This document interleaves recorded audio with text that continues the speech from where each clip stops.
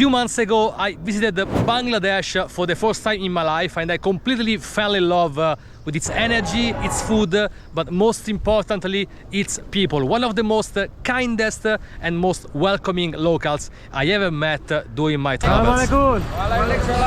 Bangladesh, number one. Great. Where are you from? Italy. Yeah, nice to meet you.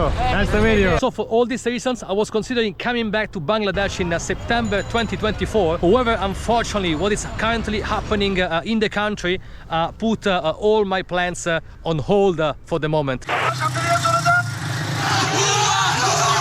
Over the past week, students marched on the streets against quotas in government jobs for families of veterans of Bangladesh's war for independence. Incredible scenes out of Bangladesh as a crowd rushes what looks to be a police vehicle in the capital. The violence, the chaos, the crackdown. Normally, I don't make this kind of content, but to be honest with you, I'm very concerned about what is currently happening in the country. So most of the people I met during my trip were students, and of course, students are the most affected by this situation. So I really hope that this video will spread some awareness of the current situation in the country. But what's happening in Bangladesh?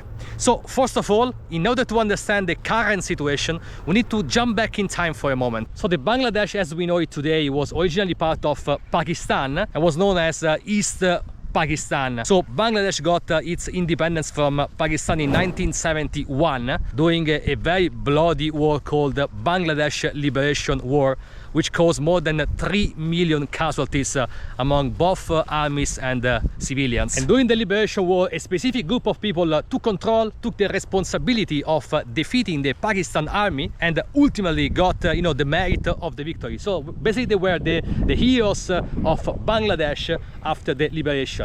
These are the freedom fighters. So to be honest with you, and maybe you can let me know in the comments, it's not clear to me how the individuals who were part of this group were identified in 1971. And the freedom fighters are crucial in understanding the protest happening right now in Bangladesh. But why are the freedom fighters so important? So after the Liberation War and until 2018, 56% of all the government entry-level jobs were reserved for a very entitled class of people. 30% for children and grandchildren of 1971 freedom fighters, 10% for women, 10% for district based on population, 5% for ethnic minorities, and 1% for people with disability. Only 44% of all the jobs available in the government industry were based on merit, which obviously causes a lot of discontent among students, most of them with very, very good grades at the university, who basically weren't able to get any entry-level job. There were two big students protests in 2008 and 2013, but essentially both of them failed, so nothing changed. But in 2018 something different happened because students were able to organize themselves much better. So the protest was actually successful, and the government decided to finally, after like more than 30 years, abolish all the quota system. End of the story?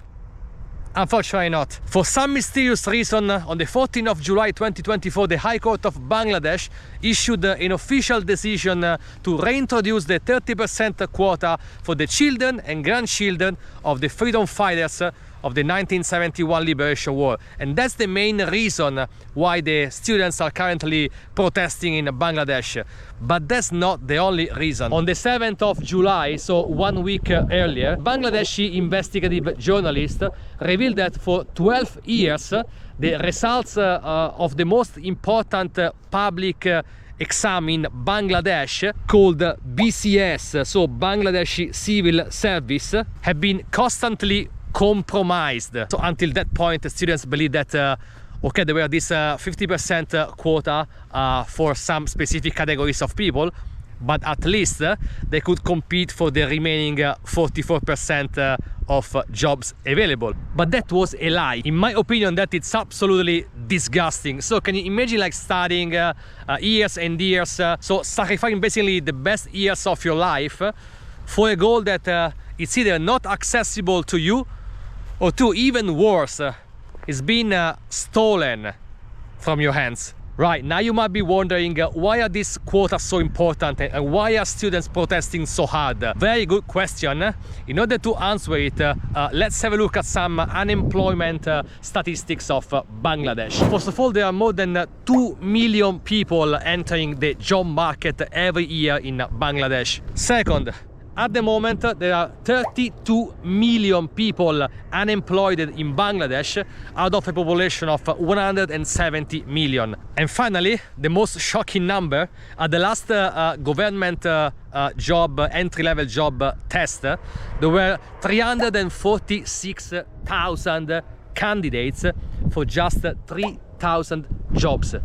Can you imagine that? Now maybe you start understanding why these students are quite angry, right? But what is the consequence of having this very high unemployment rate in the country? So the high unemployment rate undermined the economy of Bangladesh, which was one of the world's fastest growing until a few years ago. And also the inflation rate is above 10% at the moment. And also the dollar reserves are shrinking. And then secondly, students not finding a job within the country are forced to flee to go live and find jobs somewhere else, and then they are forced to send money remittances back in Bangladesh. So following the protest, the army was deployed across the country, and also the government introduced an internet and mobile connectivity blockage that effectively isolated Bangladesh from the rest of the world. And the government also completely blocked social media in Bangladesh, such as Facebook, WhatsApp, Twitter, YouTube as well. So basically the protesters, the students were not able to communicate what was happening and were not able to also reach out to their family to let them know that they were still alive. Also a curfew has been introduced, and also at the time of recording this video, more than 200 students have been killed by police. And more than 20,000 have been wounded. Also, many others are actually retained by police, and we don't know whether they will be released anytime soon or whether they are still alive. But how come a protest turned out so violent that more than 200 students were killed? According to an article of Amnesty International, local authorities are violating human rights during the protests in 3 different ways. First of all, for the unlawful use of force. The case of Abu Sayed is the symbol of all the violence which erupted in Bangladesh right now. Of course, I cannot share the footage of what happened to this guy, but yeah, go and check it out by yourself. The images are truly shocking. Sayed posed no apparent threat to the police, and he was only 25 years old. Secondly, arbitrary arrest and detention. So at the moment, there are more than 4,000 students currently detained by police. And lastly, the internet shutdown. As I mentioned, the authorities imposed a total shutdown of the internet across the country on the 18th of July, basically cutting the country out of the rest of the world. So this blanket internet shutdown impacted people safety, security and mobility, and further undermining the trust in the government. In addition to what has been discussed by Amnesty International, also the United Nations launched an interrogation to better understand and investigate what is currently happening in Bangladesh and whether the local authorities, so the police, the government, have been used forces in a lawful way. So I want to conclude this video by saying that officially Bangladesh is a parliamentary democracy, but have you ever heard of a democracy where the head of government has been re-elected for the 4th time in a row and has been in charge for more than 20 years, so from 1996 to 2001, and then from 2009 until basically today? Have you ever heard of a country, of a democracy where the right to protest against the government it's completely banned and the protesters are killed? And also, have you ever heard of a democracy where the government imposed a complete internet blockage, so basically news cannot spread over outside of the country? I haven't, to be honest. Thank you very much for watching. Assalamualaikum. As you can see, we have gathered here at Nokullabad of Borisal Street to protest with the slogan Ek Dafa Ek Dabi, which means we want the dictator prime minister to step down immediately. We, the students, we are protesting peacefully and want no more violence because we have seen enough of it. The students are getting killed as days are passing. As we know, last day, police and Chhatro League did a massacre at Dhaka Uttara 11, Silet and Gollamari of Khulna. We, the students, were empty-handed just doing our own protest to ensure justice, but they came with arms, tanks, tear shells, sound grenades. At Silet, a student named Mustaq Ahmed was murdered last day. And not only this, police are raiding home and taking students to the prison. Life is at stake here. People even can sleep at night because they don't know what is going to happen to them while they were sleeping.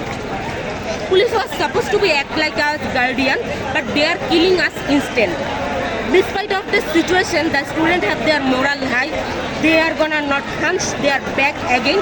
Pray for us. Please stand with the Bangladeshi students. We need your support in this crisis. Please stand with us.